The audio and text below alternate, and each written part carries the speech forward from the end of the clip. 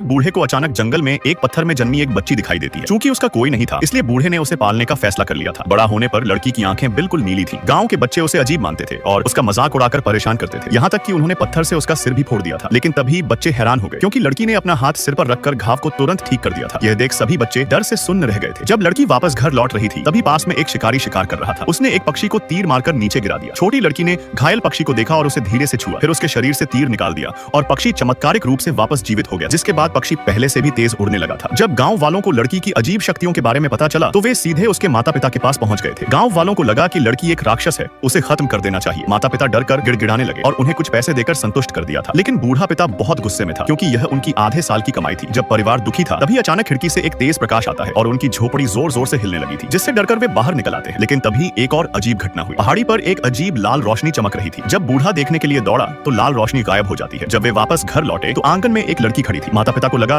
कि वे गलत घर में घुस गए हैं। वे पत्नी को लेकर वापस जाने लगे थे। लेकिन तभी लड़की ने बाहर आकर बताया, मैं ही आपकी बेटी हूँ, मैं वही छोटी लड़की हूँ जिसे आपने पाला था। पल भर में लड़की बड़ी हो गई थी, जिसे देख माता पिता हैरान थे। लड़की ने उनकी मदद के बदले कर्ज चुकाने के लिए उन्हें उस पत्थर को बेचने का सुझाव दिया, जिसमें वो जन्मी थी। बूढ़ा पिता पत्थर का टुकड़ा तोड़कर अपने दोस्त को बेचता है, जो मूल्यवान निकला। बूढ़ा उत्साहित होकर बाकी पत्थर भी बेच देता है, जिससे उसे बहुत सारा धन मिल गया था। उसने राजधानी में एक बड़ा घर भी खरीद लिया था। उन्हें लगा कि उनके अच्छे दिन आ गए हैं। लेकिन उनकी लड़की बहुत सुंदर थी, इसलिए कई लड़के उसे देखने के लिए रोज दीवार पर बैठकर उसकी खूबसूरती को निहारते रहते थे। यह बात जल्द ही राजमहल तक पहुंच जाती है। दो राजकुमार लड़की से शादी करना चाहते थे। लड़की ने उन्हें एक चुनौती दी कि जो भी फायर ड्रैगन और डिवाइन ड्रैगन का मोती पहले लाएगा, वो उसी से शादी करेगी। ये दोनों मोती बहुत दुर्लभ थे। लड़की चाहती थी कि दोनों राजकुमार पीछे हट जाएं, लेकिन दोनों ने तुरंत चुनौती स्वीकार कर ली। उसी समय सम्राट को भी लड़की की खूबसूरती के बारे में पता चला। वो लड़की को देखने उसके घर पहुंच गए थे। उसे पहली ही नजर में लड़की से प्यार हो गया था और वो उसे महारानी बनाने की सोचने लगा था। लेकिन लड़की ने मना कर दिया, क्योंकि उसने राजकुमारों से वादा किया था। इससे सम्राट का विचार बदल जाता है। लड़की ने उम्मीद नहीं की थी कि बड़ा राजकुमार फायर ड्रैगन का मोती लाने में सफल हो जाएगा। लेकिन जब उसने मोती को जांचा, तो वो आग में जलकर राख हो गया था, जिसका मतलब था कि राजकुमार को नकली फायर ड्रैगन का मोती मिला था। उसी समय दूसरा राजकुमार डिवाइन ड्रैगन का मोती समुद्र में खोज रहा था। जब ड्रैगन सामने आया, तो उसके ऊपर साधारण हथियार बेकार थे। ड्रैगन ने उसका जहाज पलट दिया। उसी पल लड़की के दिमाग में कुछ दृश्य दिखने लगे थे। उसे अपना अतीत याद आने लगा कि वो एक एलियन है। उसका अंतरिक्ष यान दुर्घटनाग्रस्त हो गया था, इसलिए उसे पृथ्वी पर उतरना पड़ा था। बूढ़े माता पिता ने उसे पाला था, लेकिन अब उसके जाने का समय आ चुका था। अगली पूर्णिमा को उसके लोग उसे लेने आएंगे। माता पिता यह सुनकर दुखी हो गए थे, क्योंकि वे लड़की को अपनी बेटी मानते थे और उसे नहीं जाने देना चाहते थे। दूसरा राजकुमार भी लौट आया था और लड़की के बारे में जानकर हैरान था। तभी पूर्णिमा की रात आ जाती है। राजकुमार लड़की से प्यार करता था, इसलिए वो एलियनों से लड़ने की तैयारी करने लगा, ताकि लड़की को पृथ्वी पर रोक सके। तभी आकाश में एक तेज रोशनी चमकी, जिससे लोगों की आंखें चौंधिया गई थी। फिर एक एलियन यान धीरे धीरे उनके ऊपर आता है। सैनिकों ने उस पर तीर बरसा दिए थे, लेकिन उसका कोई फायदा नहीं होता। तभी यान से एक रोशनी निकलती है। लड़की जानती थी कि अब कुछ नहीं हो सकता। वो रोते हुए सबसे अलविदा लेती है। फिर रोशनी उसे धीरे धीरे ऊपर खींचती है और आखिर में उसने पृथ्वी को छोड़ दिया था।